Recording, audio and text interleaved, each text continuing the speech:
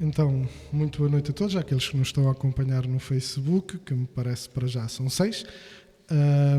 Boa noite, doutora Juliana. Estamos então com a doutora Juliana Melo, a nossa psicóloga, a psicóloga que trabalha aqui connosco no CUFC, e que hoje nos vem falar. A nossa comunicação disse assim: e agora, como lido com o stress dos exames, a doutora Juliana responde. E, portanto, esta noite vamos andar a conversar um bocadinho por aqui. Época de exames, o pessoal tem que fazer exames agora até online, estas coisas todas, sim. Novidades com este desconfinamentos confinados. As épocas de exames já tradicionalmente são estressantes, temos ansiedades, temos estas coisas todas. Doutora, o que é que tem a dizer ao povo que nos acompanha e um bocadinho sobre isto? Bem, boa noite mais uma vez. Como disse o Padre Lionel, eu estou aqui no CUFC a dar consultas sensivelmente desde 2019 o que traz os estudantes às consultas na maior parte das vezes é precisamente a ansiedade. Hoje à noite o objetivo será falar mais de ansiedade nas vésperas dos exames. No entanto, posso fazer uma pequena introdução sobre o que é a ansiedade, não é? O que é que pode potenciar a ansiedade, quais são algumas causas conhecidas e depois discutirmos algumas estratégias de como combater mais especificamente nas vésperas dos assustadores exames, não é? que assombram normalmente a cabeça dos estudantes. Mas eu gostaria, antes de fazer a introdução, de alguém lançar uma pergunta que acho que torna esta conversa mais fácil. Não sei se alguém o vai fazer, se não o fizer eu posso então começar a falar um pouco no geral. Pronto, então aos nossos convidados em casa que nos acompanham, quem quiser fazer uma pergunta pode fazê-lo na caixa de comentários da nossa transmissão, que nós faremos chegar à doutora Juliana. Para já ainda não temos nenhuma, portanto se calhar até aparecer alguma, a doutora começava se calhar por introduzir um bocadinho o tema. Ok, pronto. Então, eu acho que em primeiro lugar, falando da ansiedade, eu acho que é importante percebermos que é uma emoção que existe para todas as pessoas e que não tem que ser encarada necessariamente como uma emoção negativa. Ou seja, é natural sentirmos essa emoção sempre que temos um evento que para nós é importante, seja um evento mais negativo, por exemplo, estarmos com medo de receber um resultado de algum exame médico, por exemplo, ou um resultado mais positivo, como é o caso de sentirmos com vontade de estar com alguém que gostamos, então também sentimos essa tal ansiedade. Portanto, é um estado que é parte integrante do ser humano. Temos a ansiedade, então, que nos permite funcionar, por isso é que se chama ansiedade funcional, e temos a outra ansiedade que é aquela que faz com que não funcionemos, que é a chamada ansiedade disfuncional. Portanto, e todos nós temos um nível ideal a partir do qual nós conseguimos concretizar os nossos objetivos diários. Portanto, e isso é necessário para mantermos a nossa rotina e para nos mantermos motivados e a perseguir aquilo que queremos atingir. Acima desse nível vem então o stress ou a ansiedade excessiva, que essa é tal que nos causa estados estranhos, preocupantes e que nos levam muitas vezes a procurar ajuda. Abaixo do nosso nível ideal temos o contrário, que é o que nos causa desmotivação, preguiça e que também no qual não funcionamos. Portanto, as pessoas devem perceber então que o melhor é saber conviver com a ansiedade normal, não é, do organismo e só procurar ajuda, seja ela de ajuda de amigos, familiares ou então ajuda profissional, quando não conseguirem lidar com alguma coisa que esteja a acontecer e isso as paralisar. Portanto, é aí que eu acho que devem procurar ajuda e sinalizarem que alguma coisa não está a correr como devia. Portanto, no fundo, isto é uma pequena introdução sobre a ansiedade, porque muita gente que vai procurar ajuda nas minhas consultas pergunta, então, mas eu tenho que ter sempre ansiedade? Não é sempre, mas nos momentos em que eu falei, não é? Nas vésperas há uma coisa que é importante, que sempre que estamos com medo de alguma coisa, é natural que surja. Quando é uma ansiedade sem perceber o motivo, aí sim, é tentarem então refletir e procurar apoio para saberem lidar. Portanto, é isso que eu acho que é importante, é nós identificarmos a fonte da ansiedade e depois percebermos como podemos lidar com essa fonte da melhor maneira, certo? Muito bem, ainda não temos perguntas, eles estão sim, tão tímidos. Pronto, quando nós temos estes graus de ansiedade, muitas das vezes a nossa dificuldade está em detectar os sinais quando estamos a passar de um para o outro, ou seja, quando a nossa ansiedade deixa de ser funcional para ser disfuncional. Sim. Há sim alguns sinais que nós podemos ver, estou a começar a patinar. Sim senhor. Portanto, são os sintomas que podem surgir. Outra coisa também, no seguimento da sua pergunta, que foi pertinente, é que não é por um sintoma isolado que nós vamos pensar, eu sofro de ansiedade generalizada, digamos assim. É quando há pelo menos 4 dos sintomas que eu vou falar. Portanto, são mesmo muitos. E pode haver então todos. Então, quando houver todos, é normal que a pessoa se sinta mesmo muito preocupada e muito angustiada. Portanto, é, por exemplo, ter pensamentos repetitivos que surgem na sua mente e não consegue ultrapassar, é não conseguir dormir ou acordar várias vezes à meia da noite, é sentir dores no corpo, não é? E pressões físicas estranhas, é preocupação excessiva com o que os outros pensam, por exemplo. Portanto, não sermos nós próprios sempre a pensar o que é que o outro está a pensar de mim, até que chega a ser um bocadinho a teoria, pode ser uma teoria da conspiração, toda a gente a conspirar contra nós, por exemplo. E depois, no fundo, é sentir um conjunto de medos que não são reais, mas que limitam a rotina do dia-a-dia. Já disse, já perdi um bocado a conta de quantos disse, mas outra coisa também que é muito comum é a antecipação é sofrer por antecipação, não é? Que isso também o que é que acontece com este sintoma? É a pessoa, no fundo, não consegue viver plenamente as experiências que está a vivenciar. Okay. E é muito complicado viver desta maneira. É sintoma que é muito vivido nesta altura, não é? A gente sofre por antecipação. Exatamente. Eu lembro, pelo menos, quando também tive que prestar provas no curso por onde foi passando, às vezes era a própria ansiedade, ou seja, o não vai correr bem, e a gente até sabia a coisa, mas que nos tolhe, não é? Sim, e isso é que vai aumentar a tensão interior. Ou seja, às vezes eu acho que os estudantes, e sem ser estudantes, mas pronto, aqui falando especificamente nos estudantes, fazem mais do que é o que eu digo sempre. Um exame é um momento importante que nos põe à prova, mas eu ia dizer, não é decisivo. Claro que é decisivo porque vai decidir alguma coisa, mas há outras possibilidades, não é? Se não fizer aquilo, há a possibilidade de fazer outro. Ou seja, não é o fim do mundo, não vai acabar o mundo. Exatamente, eles ligaram como o fim do mundo e depois essa ideia repetitiva fica a assombrar-lhes a cabeça, a mente, e eles não avançam e acabam muitas vezes por nem estudar a pensar que não vão ser capazes. Ou seja, e isso é mais problemático do que propriamente o exame em si. Não é? Isso é uma realidade. Portanto, uma das estratégias que eu considero essencial, eles perceberem que é mesmo importante e que é subvalorizada, é o planeamento do estudo. E o que é que acontece? Deixado para a véspera, em quem já não tem grande autoconfiança, vão estar à espera de um milagre, não é? Que uma coisa que aconteça e não vai acontecer. Essa é a minha área dos milagres. Exatamente, porque o estudo tem que ser feito por eles. Claro. E se não é feito porque está constantemente a ser adiado, ou então se é concentrado na véspera, claro que não vai correr bem, não é? Portanto, o estudo distribuído, em vez do concentrado, é sempre a melhor opção. Para qualquer tipo de pessoa. Para pessoas que são já, por natureza, ansiosas, claro que ainda vai piorar o cenário.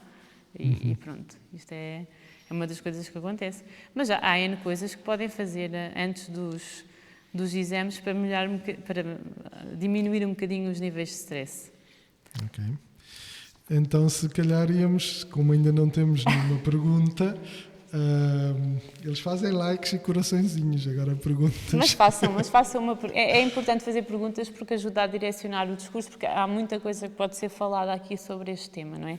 E então é difícil falar-se de tudo e pode-me estar a passar algum conteúdo importante que vocês queiram ver debatido. Por isso não se acanhem. Pronto, eu penso que o método que estamos a usar, pelo menos aparecem aqui os likes e os coraçõezinhos, portanto, ou seja, isto está a funcionar. Pronto, não me aparecem comentários ainda, que aguardamos que nos façam também para facilitar a vida a mim. Sim. Também, que tenho que estar aqui a servir de realizador, de entrevistador, de técnico de som, disto tudo, e portanto até estou assim com esta figurinha um bocadinho, pronto, mais parola, mas é o que é possível. Planear o estudo. É um bom tema. Como é que, para quem não faz a mínima ideia de planeamento, que nunca planeou nada na vida, como é que podemos começar? Eu sei que planear o estudo na época de exames, se calhar já vai um bocadinho tarde, mas ainda vamos, ou seja, tendo em conta o horizonte. Sim, como é que podem... Como é que podemos tentar aqui... Pronto, cada pessoa é diversa, não é? Cada pessoa... E eu acho que o primeiro passo, isto servirá tanto para este tema de planeamento do estudo, como para a rotina da vida. Ou seja, toda a gente acho que tem que apostar no autoconhecimento, é perceber como é que eu sou e que método é que se adapta melhor a mim e como é que eu me adapto ao método. Ou seja, há estudantes que não conseguem mesmo lidar com o stress. E então, vou-me repetir, deixar para a véspera não vai correr bem. Para esse tipo de perfil de aluno não vai correr bem. Agora, o planeamento tem a ver com a organização do tempo, não é? E o que é que se pode ter em mente? Evitar as distrações. Quer dizer, nas vésperas dos exames, se estão constantemente no Facebook, no Instagram, na panóplia de redes sociais que existem hoje em dia, qualquer perda, nesse caso não será perda, não é perda de tempo. Eu percebo que é divertido e até pode descontrair, mas depois a acumulação e a soma desse tempo dedicado noutros assuntos faz com que eles percam ali um período que pode ser precioso para estudarem a matéria, certo? Ainda por cima com grandes quantidades de matéria, que eu bem me lembro quando era estudante. Exatamente. Por falar precisamente nas distrações, a Catarina Sines pergunta-nos como é que nos podemos focar com tantas distrações. Baseia-se no autocontrole, não é? Portanto, é sabermos que essas distrações vão existir depois do estudo, depois da véspera do exame. Portanto, foquem-se no objetivo e saibam que esse tempo será precioso para que vocês consigam colocar a matéria em dia e estudar. Depois do exame feito, terão tempo para essas tais distrações, portanto as coisas não vão desaparecer, não é? E hoje em dia, deixem-me só, a Catarina já agora perguntou uma coisa e eu lembrei-me. Hoje em dia até há aplicações que podem instalar no telemóvel para vos ajudar a organizar o vosso tempo e definir objetivos para as vossas necessidades de estudo. Portanto, hoje em dia nós temos tudo. Eu acho que é muito fácil de ter ajudas nesse sentido. Muito bem. Uma das coisas que acontece às vezes, a Catarina tem mais duas perguntas, mas como para já ninguém me fez nenhumas mais, vamos tentar aqui intercalar. Como é que nós estamos focados, estamos a estudar. Eu lembro, por exemplo, quando eu estava a fazer a tese, principalmente a parte final, que é aquela parte que a gente tem que entregar, ou seja, já aquela parte mais complicada, eu usei um método que era...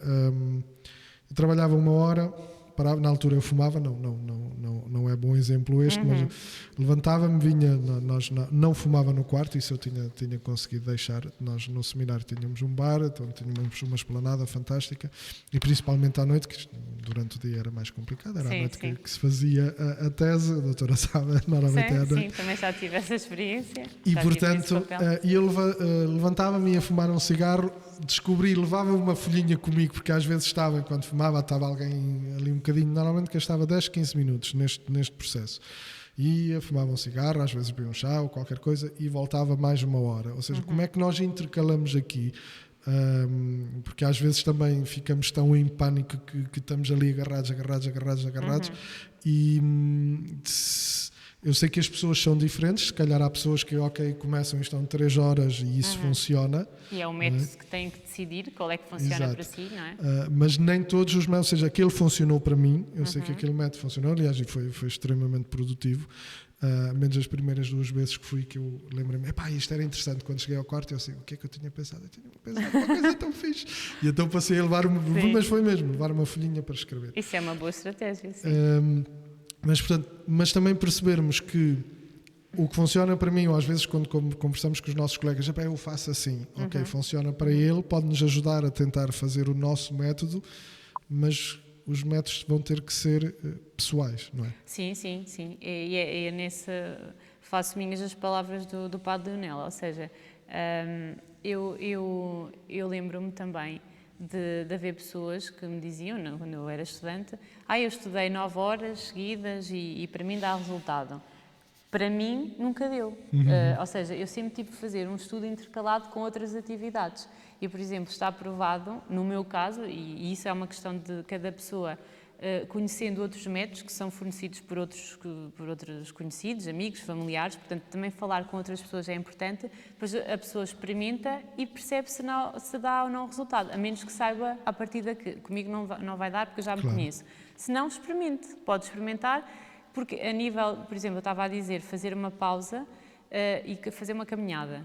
Portanto, já há evidências que provam que o exercício físico e especificamente caminhadas a nível cerebral ajudam, aumentam a nossa capacidade mental e a nossa capacidade de memória.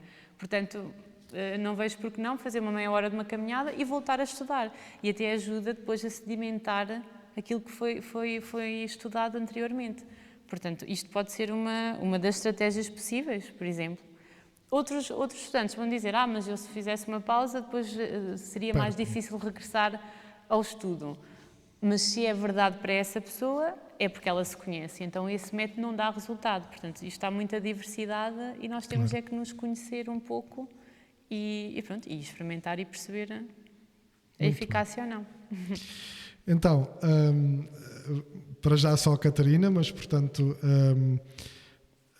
ela faz aqui 2 perguntas que eu se calhar vou juntá-las. Ela pergunta como lidar com a quantidade enorme de trabalhos, exames, sem entrar em pânico.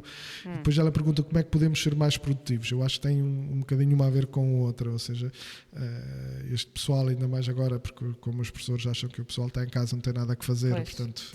Mas isso é percebo. Não sei se está algum professor a ouvir-nos, se estiver, pronto, é a sensação que eu tenho que vou falando, é que eles estão de facto mais assoberbados ainda, ou seja, têm muita coisa e como é que eles tornam isto eficaz, ou seja...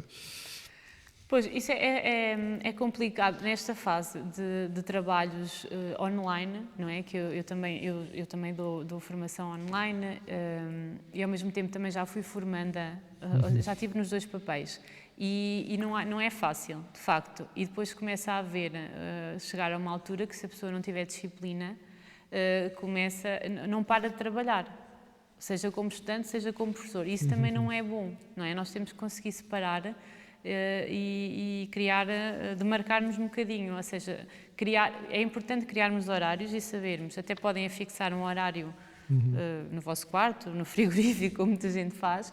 Ou seja, eu tenho estes prazos, tenho estes horários que são definidos, posso até trabalhar um bocadinho depois depende da rotina de cada um, até às 4, até às 5 da tarde, até às 6, mas a partir daí já não trabalho mais, mas ter mesmo essa disciplina, porque de outra forma a casa vai ser o novo local de trabalho.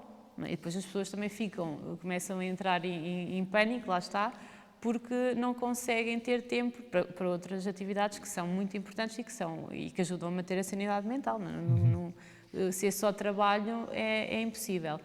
E como é que lidam com a quantidade de trabalhos? É intercalar, fazer um, depois parar e fazer outro e tentar cumprir o prazo. E no limite, se não for possível, é tentar negociar com os professores, não é? Porque eles também são humanos E também estão a passar no outro papel, do outro lado, mas estão a passar pelo mesmo, não é? Muitos deles tiveram, precisamente, de aprender numa semana a trabalhar com plataformas online e não sabiam, e nunca tinham contacto, nunca tinham tido contacto com isso. Não sei se respondi a tudo. Sim. Vamos continuar aqui. Carreguei aqui num botão que não devia ter carregado, mas não faz mal. Continuando com a Catarina, ela diz assim, e boa pergunta: existem truques para se conseguir estudar fechados em casa, onde existem distrações e barulhos e sem convivência que tínhamos antes?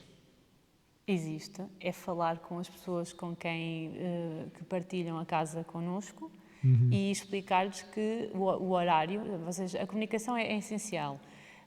Se todos tiverem trabalhos online, é vocês saberem os horários uns dos outros e respeitarem. E haver respeito. Quando estiver alguém na sala ou no quarto ou na divisão da casa que for escolhida, não haver interrupção. Não é? Porque se a pessoa, naquele momento e na época que estamos a atravessar, aquele espaço é o local de trabalho da pessoa. Portanto, naquele horário, sabe-se que a pessoa está a trabalhar, está a estudar, então não deve ser interrompida. E, portanto, aí vocês têm que conversar antes e até fixar os horários de uns e de outros na casa, onde vocês escolherem, e depois haver, como eu disse, o respeito por esses momentos. Mas sem comunicação, isso claro que vai ser difícil, não é? Respondi à pergunta ou faltava alguma parte? Pronto, alguns truques para conseguir lidar com isso. Ou seja, porque há gente... eu conversei com alguns pais também, eu tive uma mãe que me disse: Senhor Padre, eu vou colar os meus filhos à parede. Que nunca tinham passado tanto tempo juntos dentro das quatro paredes. Obviamente já estamos a desconfinar, muitos pais já voltaram ao trabalho e por aí fora, mas foram épocas mesmo complicadas, porque de repente estavam famílias de 4, 5 pessoas em alguns apartamentos que são caixas de fósforos, não é? Muito pequenos, e de repente tiveram que conviver ali 24 horas por dia. E são espaços complicados, precisamente quando, e principalmente se há irmãos mais novos ou mais velhos, em que muitas vezes só há um computador ou dois, e tem que se partilhar tudo com os pais também, que alguns passaram a trabalhar em casa. E eu diria quase é uma arte de negociar, então. Sim, completamente. E pronto, depois passamos por outra dificuldade, que também eu fui ouvindo nos telejornais e por pessoas conhecidas, de não haver recursos suficientes, não é? Claro. Nessa questão não há solução, não é? As pessoas muitas vezes estão impedidas de realizar aquilo que lhes está a ser imposto porque não têm mesmo um computador, por exemplo, tem que ser partilhado por um computador por 4 pessoas, se os horários coincidem, não é? É impossível. Agora, se têm os recursos disponíveis e se o problema, a questão é não se saberem organizar, o primeiro passo é comunicar as intenções e os horários de cada um e depois cada pessoa se respeitar mutuamente. Portanto, no fundo é isso. Pode haver a dificuldade inicial, porque isto foi uma readaptação de todos nós, ninguém estava habituado a este registro. Portanto, no início não é fácil, nunca foi, não deve ter sido fácil para ninguém. Mas depois eu acho que nós somos capazes, porque o ser humano tem a capacidade de adaptação e nós conseguimos rapidamente, se quisermos, fazer as coisas a que nos estamos a propor. Ok. Acabaram as perguntas da Catarina. Por favor, quem nos está a ver, se quiserem fazer perguntas, não tenham medo. Temos aqui 8 pessoas, portanto é uma boa audiência. 10. A doutora falou há um bocadinho utilizou uma expressão que pelo menos a minha sensação que tenho é que é assim um bocadinho mal vista. A doutora falou em disciplina. Pode-nos ajudar um bocadinho a explicar o que é isso da disciplina, porque as pessoas acham que é aquela coisa rígida de obedecer e não. Sim, mas explica um bocadinho a disciplina aqui, o que é, o que se está a falar. Eu falei na disciplina individual. Okay. Aqui eu não estava a falar da disciplina imposta por terceiros. Ou seja, a pessoa, a disciplina é saber ter regras, definir regras para si própria. Não é? E isso nós temos que fazer desde muito cedo, depois de conhecermos as regras e de as interiorizarmos. Primeiro as regras são passadas pelos adultos e depois nós vamos aprendendo e chega uma altura que já não precisamos da vigilância para as cumprir. E eu acho que isto tem a ver com ética também. Porquê? Porque as pessoas, quando cumprem preceitos éticos, na sua essência, é quando não precisam de ninguém para lhes estar a apontar o dedo. Elas fazem porque acham que é correto. E esta disciplina, eu estava a falar nesse sentido, para proveito próprio, que regras interiores é que têm que cumprir, no caso, por exemplo, de um exame, para depois passarem no exame ou terem a nota que estão à espera. Não é? É nesse sentido que eu estava a falar na disciplina. E tem a ver com se controlarem em certas alturas para não se prejudicarem. Eu lembro-me de uma altura em que fiz um horário de estudo e depois não tive a disciplina para o seguir. Ou seja, a disciplina tem a ver com nós, até mais do que, obviamente, inicialmente percebemos, são os nossos pais que nos ditam as nossas regras, não é? Mas nós sermos capazes de delinear as nossas regras e depois uma coisa que é muito nossa também, que a gente até tem os objetivos, mas depois não põe o esforço. Ou seja, se eu sei ou se pus este objetivo, obviamente, como falávamos já um bocado, a gente vai testando, olha, isto não funcionou, tenho que experimentar outra coisa, não é? Mas se eu fiz um horário de estudo e fica lá pendurado no frigorífico ou lá não sei onde e não lhe ligo, nunca vai funcionar. Sim, Portanto, e ninguém faz por nós. Isto na primeira sessão que tivemos aqui no CUF, que falámos um pouco disso. Por exemplo, e nas consultas acontece muito isso. Eu, juntamente com a pessoa que pede ajuda, traçamos objetivos para uma determinada situação em que a pessoa precisa, não é? E esses objetivos são traçados em conjunto porque a pessoa acha importante para ela. E depois é ela que vai ter que os cumprir, não sou eu. E se também não os cumprir, eu não julgo. Mas depois quem se prejudica no percurso é a pessoa que está a pedir auxílio. Portanto, nós temos que perceber que há certas coisas na nossa vida, se queremos melhorar, não basta falar, não basta dizer, eu quero, mas depois a ação tem que ser realizada, senão as coisas não nos caem no colo e não vão acontecer. Ok, sendo precisamente que estamos na área do estudo, a Catarina pergunta se existe alguma forma de incentivar a mente para o estudo. Tipo, eu acordo e já me sinto desmotivada para sair da cama porque tenho noção que tenho uma grande quantidade de coisas que são chatas de estudo para fazer. Como é que pode motivar a mente? É focar-se naquilo que é mais importante. Portanto, o que é importante é o resultado, ou seja, é saber, é raro um processo de estudo com muita quantidade de matéria ser uma coisa, pelo menos em todas as vertentes, agradável. Ou seja, o estudo requer algum sacrifício. E é uma forma é treinar a mente para isso. Ok, eu vou fazer este sacrifício para ter um resultado positivo. Mas isso vai estar sempre lá. O sacrifício e alguma dor. Dor não é física, mas que raio, vou ter que fazer, vou ter que me levantar, vou ter que prescindir de coisas que gostava mais de fazer. Mas o foco é qual? O foco é o resultado que eu quero alcançar, que é passar e depois acabar o meu curso e trabalhar e ser bem-sucedida na profissão para a qual me estou a formar. Se calhar a Catarina centrar-se um pouco nesse foco. Essa desmotivação pode também vir já de algum tempo, e se vem de algum tempo, não só, depois é uma reflexão que a Catarina, estou a lançar essa dica, é pensar se sente desmotivada noutras áreas da vida ou se é só no estudo. Se for só no estudo, é uma coisa reativa, e tento fazer essa reflexão e essa mudança de pensamento. Se for transversal a outras áreas, pode tentar perceber se precisa mudar algumas rotinas que vão a longo prazo fazê-la sentir-se melhor. Ok. O Joel pergunta-nos se existe o conceito de estudar demais ou ficar obcecado pelo estudo. Ou seja, se isso também pode ser uma causa de stress, mas neste caso provocada por nós próprios. Pode. o equilíbrio é difícil de alcançar. Pronto, e quando nós queremos muito alguma coisa, ou estamos preocupados que não vamos conseguir, depois há o reverso, que é o estar... aí eu não sei se o Joel está motivado ou desmotivado, mas pronto, presumo que esteja motivado. Depois querer muito e também estar demasiado focado e não deixar nenhum espaço para nenhuma outra atividade. Pode aumentar os níveis de ansiedade e se o Joel sentir que já está preparado, acredite nisso, ou seja, se sabe,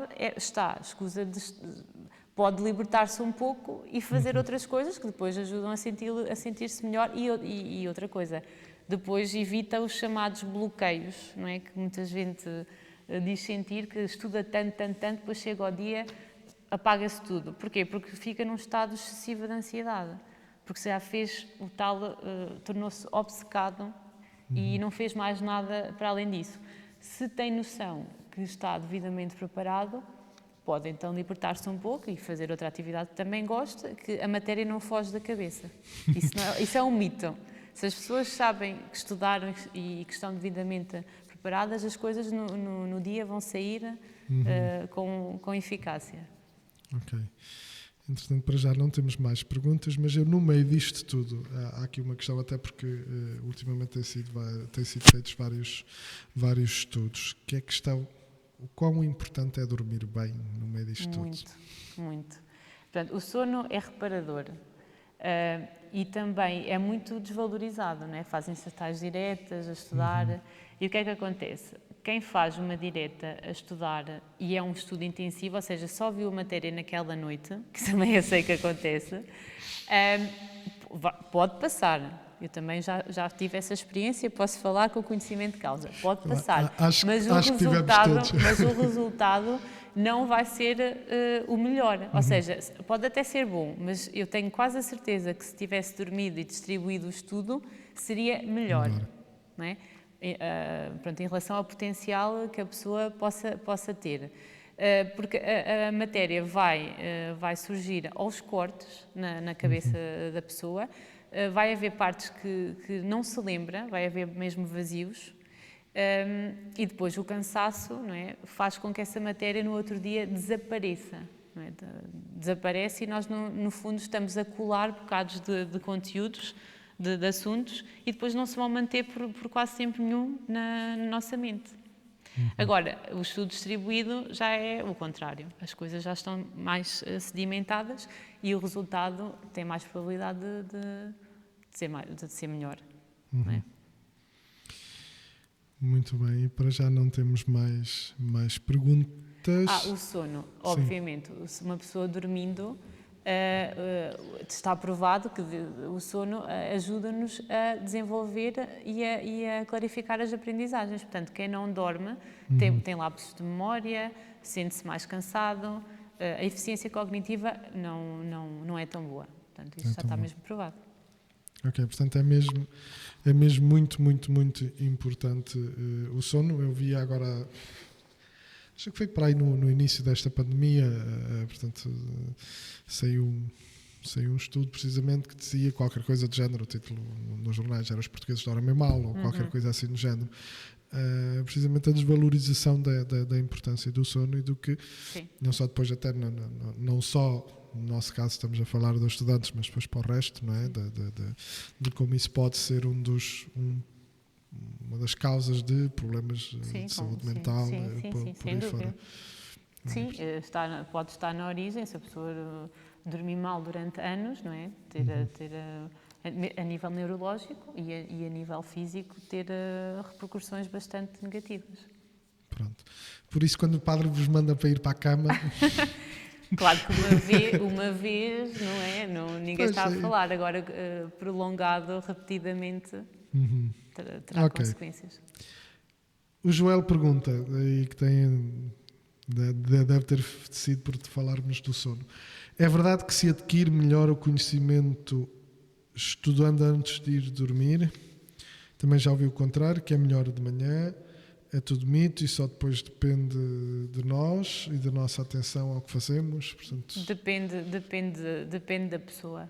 Portanto, não há nada esclarecedor que prove que só estudando momentos antes ou horas antes de dormir é que a matéria fica consolidada. Portanto, não dará resultado com uns, dará menos resultado com outros. Não há nada científico que prove isso. Até porque há pessoas, não sei se já ouviram, mas há pessoas que funcionam melhor de manhã. E, mais uma vez, eu sublinho a importância de vocês perceberem qual é o período do dia em que têm mais rendimento a estudar. Isto também é importante perceberem, porque quem não consegue, quem sabe, eu à noite, eu gosto por exemplo, de me levantar cedo e sei que mas não consigo estudar de manhã. Então, estudo num outro horário que seja mais rentável para si. Não temos todos que estudar nos mesmos horários e fazer as mesmas rotinas. Acho que isso é importante vocês perceberem, enquanto estudantes. Estudantes e depois futuros trabalhadores, não é? Claro. Sim, porque acho que tem a ver aí, sim, o que já tínhamos falado há um bocado, ou seja, nós não somos todos iguais, as receitas não há receitas feitas, ou seja, que possa ser aplicado a todos igual, não é? Ou seja, e isso implica uma coisa que é gastarmos tempo a conhecermos a nós próprios. Exatamente, é muito importante. E experimentarmos, ou seja, em todas as áreas, mas também nesta, não é? Ou seja, conhecermos, sabermos como é que rendemos mais, quando é que o nosso estudo rende mais. Há pessoal, e podemos introduzir isso. Eu conheço gente que não é capaz de estudar se não for com música de fundo. Eu, por exemplo, não sou capaz, até porque durante anos estudei música e essas coisas, portanto, passo-me a concentrar na música e no que estou a fazer. Ou seja, mesmo quando, ainda hoje, a preparar algum trabalho, alguma coisa, se eu preciso de me concentrar, eu tenho que estar com silêncio à minha volta. Sim. Não posso ter música. É verdade, sim.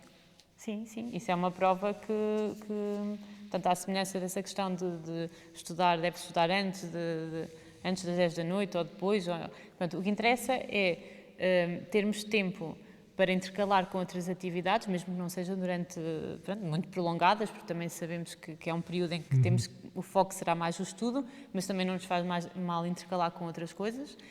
Ou seja, até porque depois há o resto do corpo, não podemos estar demasiadas horas sentados. Sim, faz mal fisicamente e mesmo dar a tal caminhada, como eu falei, não faz mal a ninguém. Fazer as refeições, não é? Porquê? Porque há pessoas, nem almocei. Não é por meia hora, não é, que vão conseguir reter a matéria toda. Claro. Portanto, é ter estes conceitos em mente. E outra coisa é a questão das pessoas então perceberem que o resultado para um pode ser benéfico e para outro não ter o mesmo efeito. Isso é mesmo tem mesmo muito fundo de verdade. A doutora falou aí um bocadinho que acho que às vezes também obviamente fala-se muito agora sobre isso por outras razões, mas também uma boa alimentação bem cuidada nas horas certas. Sim, a alimentação é mais um dos alicerces que devemos ter para a nossa vida correr bem, não é? A vários níveis. Porque está provado que, para além de ter consequências diretas depois de eventuais doenças que possamos ter, não é? Colesterol, diabetes, hipertensão, depois a nível de ativação cerebral e de libertação de hormonas também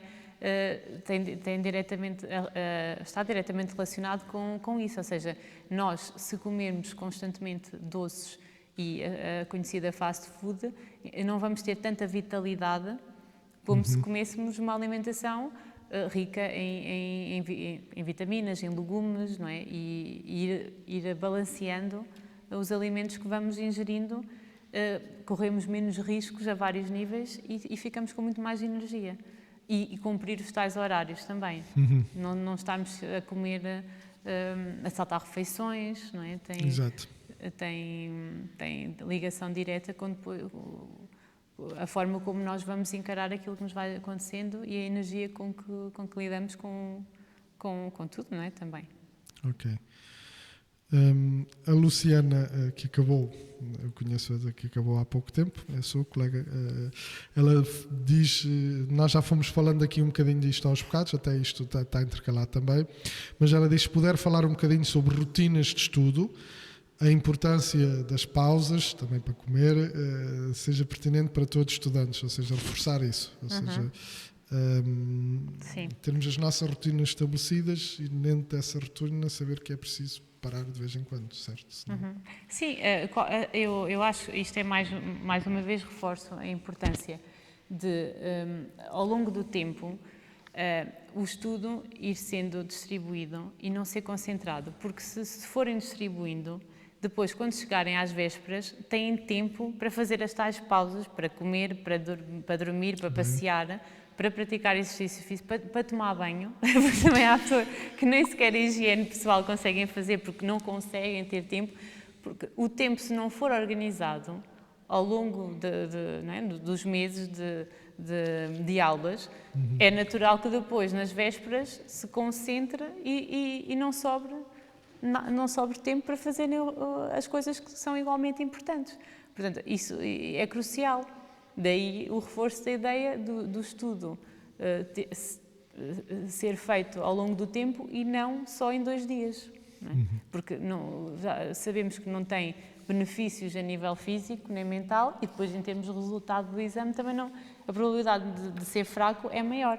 Claro. Por causa da questão dos cortes, de não se lembrarem de tudo. Exato. Sim, e depois aí sim acontece aquela coisa do estudar para o exame, porque de facto chegamos passado um mês já nos lembramos o que é que estudámos, porque temos este ritmo. A Luísa, isto devagarinho vai andando. A Luísa Duarte pergunta-nos, diz boa noite, muitas vezes sabemos que devemos dormir bem, especialmente na véspera dos exames. O que me acontece por vezes é que por mais cedo que vá para a cama não consigo adormecer por causa da ansiedade. Alguma dica? Podem fazer exercícios de relaxamento. Portanto, há muitas sugestões que podem retirar através da internet. Portanto, pesquisar ao chamado relaxamento visual. Portanto, aí está mais relacionado com a meditação. Quem não tem conhecimento, como eu disse, pode fazer pesquisas que encontra facilmente em vários sites e no YouTube, por exemplo. E depois há o relaxamento muscular progressivo, que é baseado em contrair, descontrair diferentes grupos musculares do corpo. Dura sensivelmente 15 minutos e está provado que tem efeitos bastante positivos, reduz os níveis de ansiedade a médio e a longo prazo. Portanto, vocês fizerem só, lembrarem-se de fazer na véspera do exame, dificilmente dá resultado. Portanto, isto, no fundo, o comportamento, as mudanças que nós devemos fazer para quem não tem uma vida saudável, não deve ser feita só na véspera de um acontecimento importante. Deve ser começada a partir do momento que a pessoa percebe que isso é importante para si, para depois, nesses momentos cruciais, não haver tanta ansiedade. Agora, respondendo à Luísa, mas será que eu algum dia vou conseguir dormir na véspera de um acontecimento importante? Provavelmente não, mas isso não tem mal nenhum porque é uma vez ou duas e é reativo, não é? Problemático, e acho que nós todos conseguimos lidar com. É como quando nós éramos pequeninos e íamos às visitas de estudo, também não dormíamos na véspera. Mas isso é uma coisa, aquela dorzinha na barriga que é positiva, as chamadas borboletas na barriga, e que toda a gente consegue lidar, e se não dormir uma noite também ninguém fica doente por isso. Agora, em tudo na nossa vida, generalizado em tudo, é que se torna complicado e pode ter efeitos prejudiciais, não é? Ou seja, aqui o segredo é dormir normalmente bem, para que se houver uma noite que a gente não durma bem, estarmos preparados para isso. Exatamente. E até será mais fácil, se estivermos habituados a dormir bem, será mais fácil dormirmos bem também nessa noite, ou pelo menos não passarmos tanto tempo acordados e não nos custar, obviamente com as borboletas e tal, a gente sabe, não é? Claro. Mas o segredo é, no resto das noites, também estar habituado a fazê-lo, não é? É instaurar os hábitos saudáveis que nos fazem bem ao longo da nossa vida, para depois, nessas exceções, desculpem, agora disse ao contrário, nessas exceções não nos fazer tão mal e nós conseguimos lidar, porque é só uma vez ou outra, são só situações pontuais. Portanto, eu acho que no fundo é isto. Muito bem, ficamos para já sem perguntas. Há de alguma alma querer saber mais alguma coisa. Há uma coisa que a doutora falou há um bocadinho,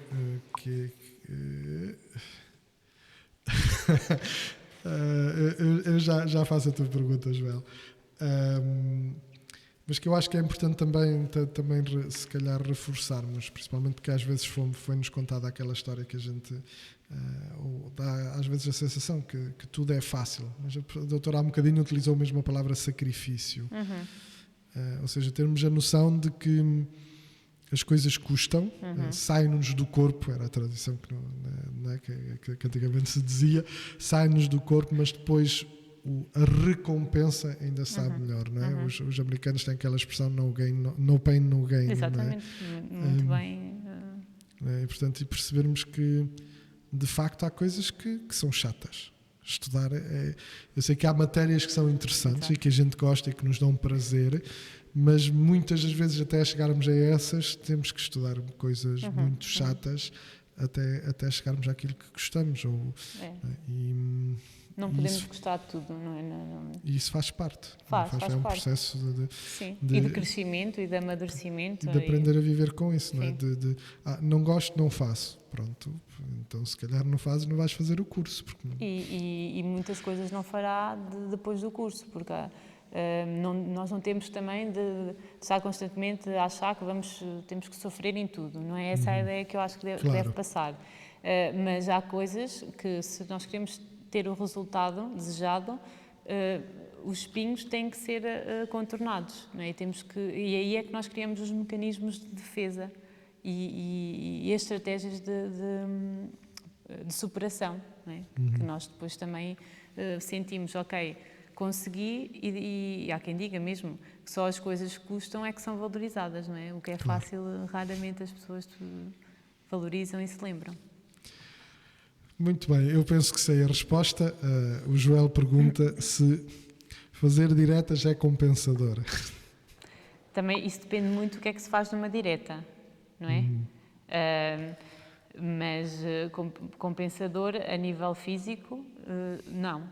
Mas se o que estiver a ser feito der prazer, e se não fizer diretas a vida toda, até porque eu acho que isso ninguém aguentaria, não é? Acho que não é humanamente possível.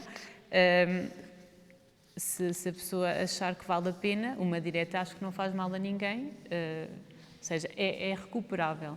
Embora haja teorias que considerem que não. Mas nós também não fazemos tudo à regra sempre. E isso também nos faz ser humanos, não é? O que nos faz ser humanos. Não falhamos e fazemos coisas erradas, mas também faz parte. A Catarina pergunta como podemos lidar com a frustração quando nos esforçamos muito e os resultados não espelham esse esforço. Pois, é uma situação que também surge, não provoca uma sensação boa, mas eu acho que nós devemos também, se acontecer, tentar ultrapassar pensando o que é que eu aprendi nesta experiência. Não é? Ou seja, não consegui o resultado alcançado, refletir no motivo, não é? no porquê, porque às vezes pensamos que estamos a fazer alguma coisa muito bem, mas falhou-nos outra, e essa outra é que foi essencial para depois da concretização desejada. A reflexão é essencial e focarmos na aprendizagem que tiramos disso, porque a dor e a frustração vamos sentir. Mas depois disso vem a reflexão e tentar... Eu tento sempre pensar o que é que eu posso tirar de positivo desta experiência, mesmo sendo negativa, tendo sido experienciada como negativa. Aqui há uma questão, e estamos neste ambiente mais focado nos estudantes, que é, às vezes nós estudamos, mas depois chegamos ao dia do exame e acontece aquilo que o pessoal às vezes bloqueou, ou seja, alguma técnica, ou seja, alguma coisa que nos ajude no momento, porque nós às vezes preparámos tudo muito bem, mas chegamos ao momento e as coisas, pronto, e não foi por falta de estudo, não foi por... Mas é a própria... Eu tive um colega meu que tinha pânico de exames, chegava quase a ter ataques de pânico, miúdo, era mais novo que eu, esfolava-se a estudar, mas depois aquilo, pronto, era complicado. Ou seja, há algumas ferramentas que nós podemos ter no mesmo dia de exame, Quando mais seja respirar fundo. São aquelas que eu já falei, fazer exercícios de relaxamento. Depois há umas posturas que também já têm vindo a ser faladas e aplicadas, que é a chamada postura em V, que é as pessoas colocarem os braços para cima em V, e antes da véspera, em locais em que estão sozinhos, claro. Na intimidade. A tal postura em V, porque é fazer-nos maiores do que realmente somos para nos sentirmos interiormente dessa forma.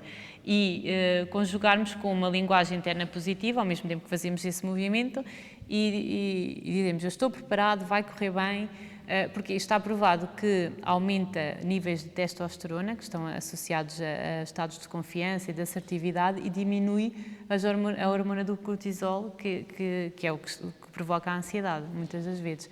Ou seja, é uma outra fórmula que vocês quiserem experimentar na véspera do exame, mas atenção, isto para pessoas que estão devidamente preparadas, porque se quem não está, não há postura de V que sim, não é? Isso depois entra na minha área que é os milagres. Exatamente, que atrapalhe, a menos que haja, lá está, uma sorte danada, e isso também às vezes acontece, atenção, claro. Porque a subjetividade está sempre presente. Mais sugestões que eu acho que, como eu volto a repetir, eu acho que o segredo é nós introduzirmos estas condutas, no fundo, ao longo da nossa vida, durante uns tempos, e para depois percebermos se nesses momentos-chave as coisas dão resultado. Agora, só na véspera nos lembrarmos de alguma coisa, dificilmente trará o resultado que estamos à espera. Não é? Eu às vezes perco um bocado no que estou a dizer, não sei se respondi a tudo que ele perguntou. Foi a Catarina que perguntou, pronto, não, depois fui eu que perguntei. A questão do próprio exame, ou seja, já sei o que é que ia para dizer, que também posso acrescentar, que é tentar ter uma linha de pensamento diferente. Não pensar que, primeiro é o que toda a gente já deve ter ouvido, não pensar negativo, não é? Vai correr bem. Se nós damos o melhor, se nós temos a consciência que demos o nosso melhor, porque é que as coisas vão decorrer mal? Vai correr bem. Agora, se temos noção que não demos o nosso melhor, aí claro que surge a insegurança. Não é?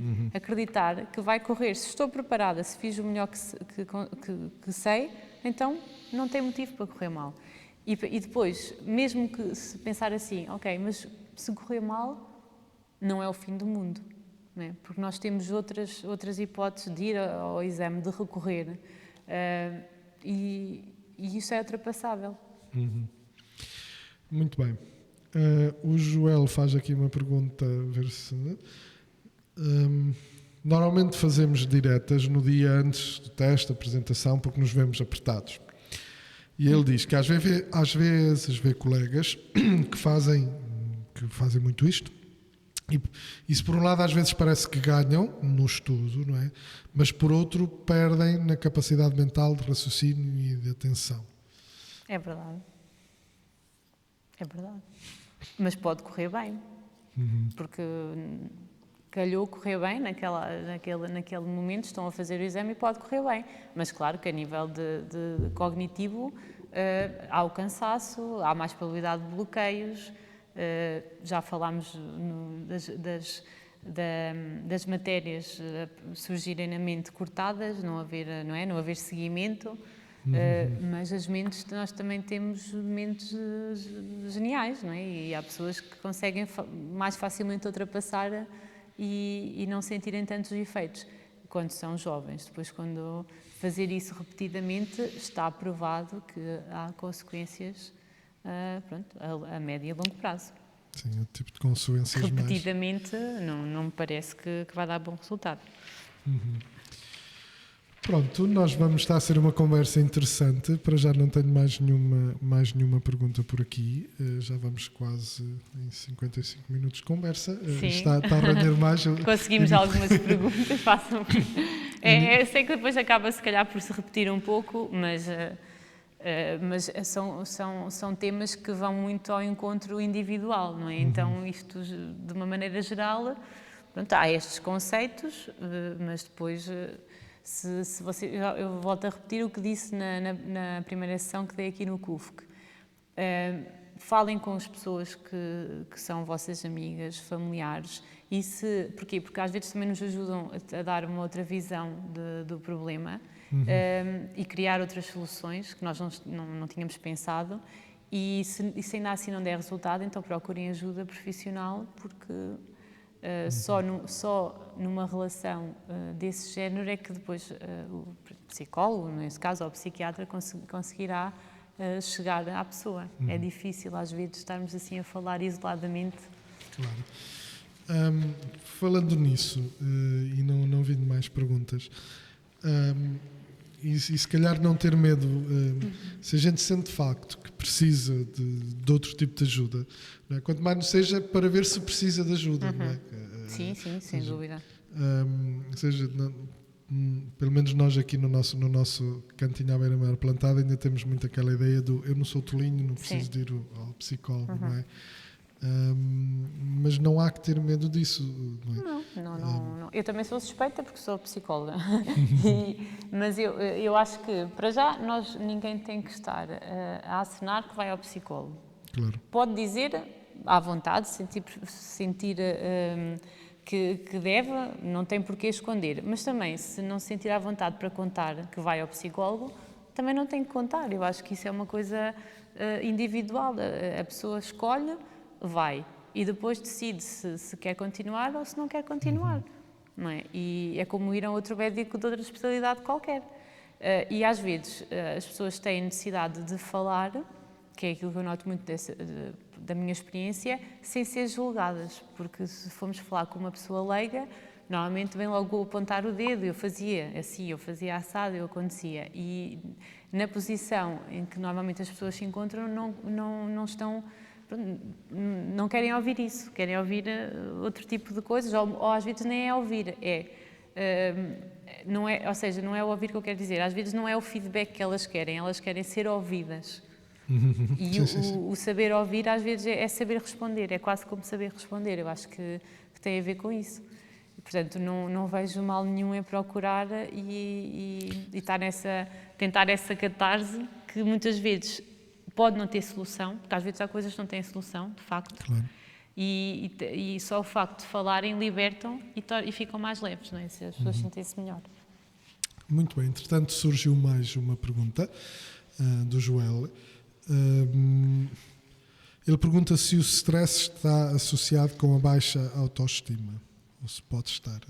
Sim, pode estar, mas não tem que haver necessariamente essa associação. Pode haver pessoas que têm um quadro de stress, de estresse, chamado stress negativo também, que isso é muito semelhante com o que acontece com a ansiedade, mas não tem necessariamente de confiar pouco nela própria. Não, mas depois também haverá situações que sim. Por isso é que eu digo que este tipo de patologias, digamos assim, são muito subjetivas. Há critérios que têm que estar lá para nós dizermos tem ou apresenta este quadro, mas depois há outros que variam, não é? E então é como a depressão. Pode haver depressão com ansiedade, mas pode haver depressão sem ansiedade. Ok. Eu penso que se calhar a pergunta dele está... Está relacionada com ele? Não, eu estou a dizer, ou seja, ele pôs... Eu perguntaria se calhar se uma baixa autoestima pode provocar mais facilmente o stress.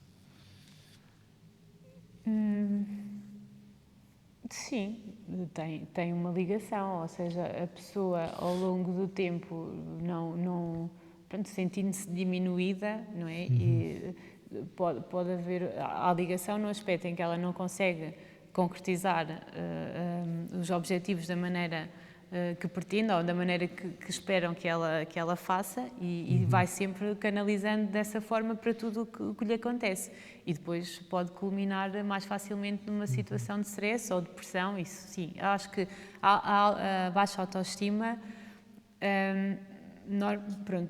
surge associada a várias doenças mentais e a várias perturbações de saúde mental, sim, é verdade. Pode haver mais probabilidade, sim. Sim, porque a sensação que me dá, às vezes há uma...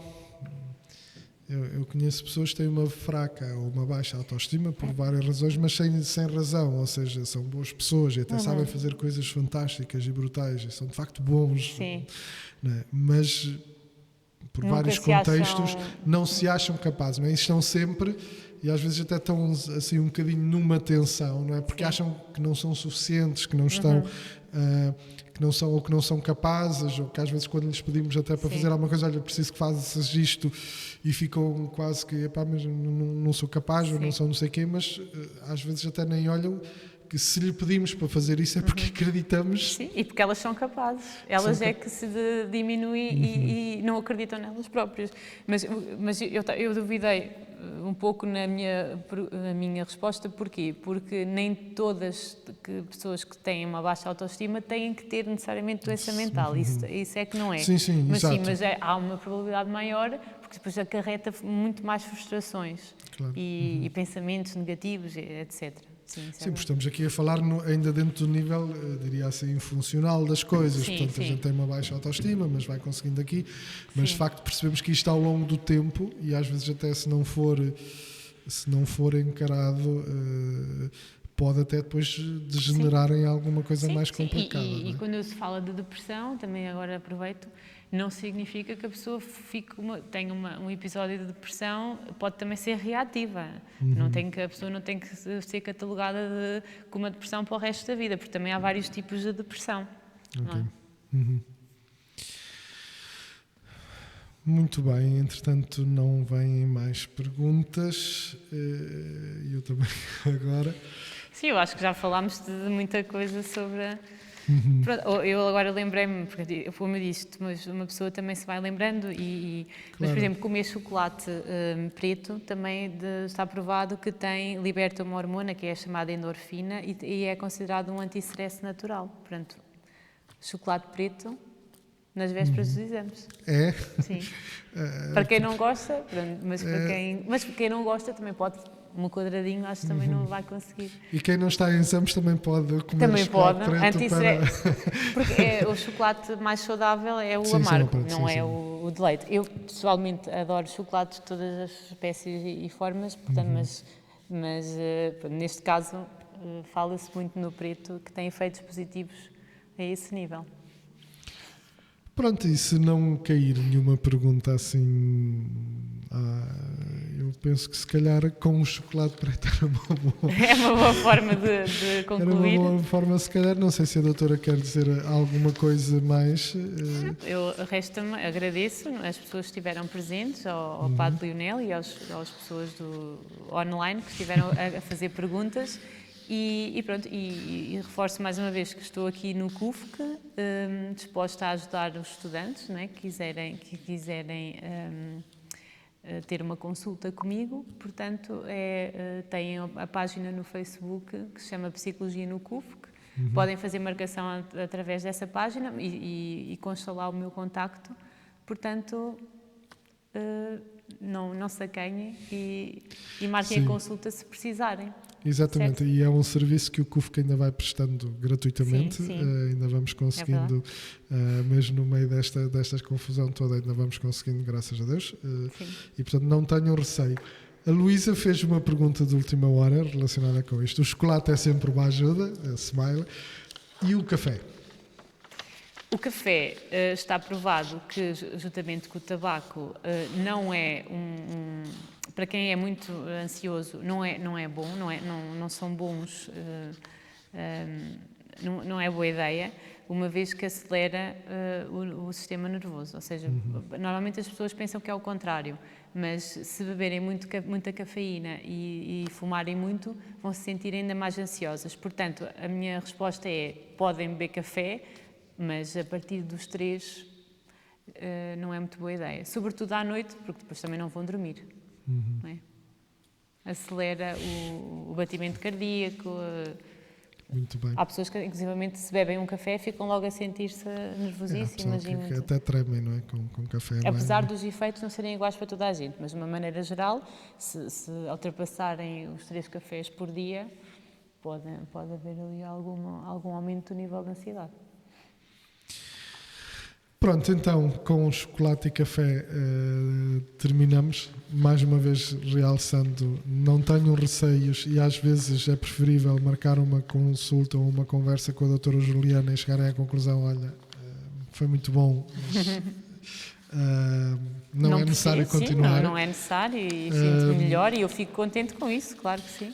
E do que poder haver alguma coisa que se calhar tratada no início, 3 ou 4 conversas resolvem. Sim. E se não forem resolvidas, pronto. Só acrescentando também, desculpa interromper, que as consultas neste momento eu já dou consultas online, portanto se acharem mais interessante essa modalidade, também faço dessa forma.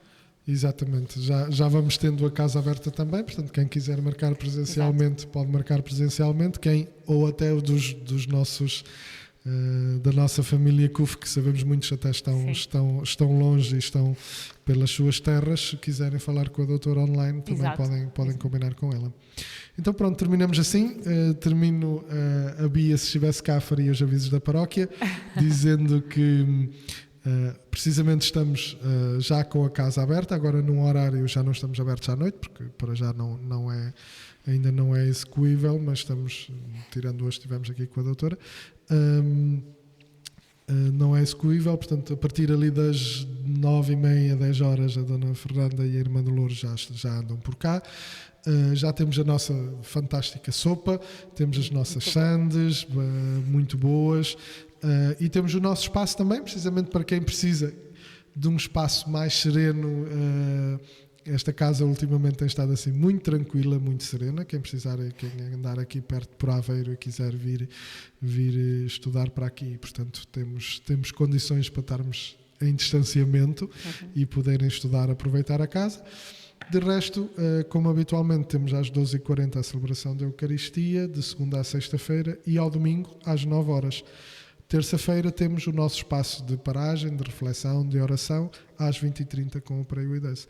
Doutora, muito obrigado, foi muito bom falar consigo. Espero que isto tenha... também. Foi a minha primeira experiência assim desta forma em direto e espero que tenha estado à altura daquilo que vocês tinham em mente para esta sessão. Espero ter ajudado também aqui muito obrigada. A desenrolar a conversa e a podermos falar, e que tenha principalmente ajudado a nossa malta. Pronto, maltinha, então, vamos nos vendo por aí. Boa noite a todos. Boa noite.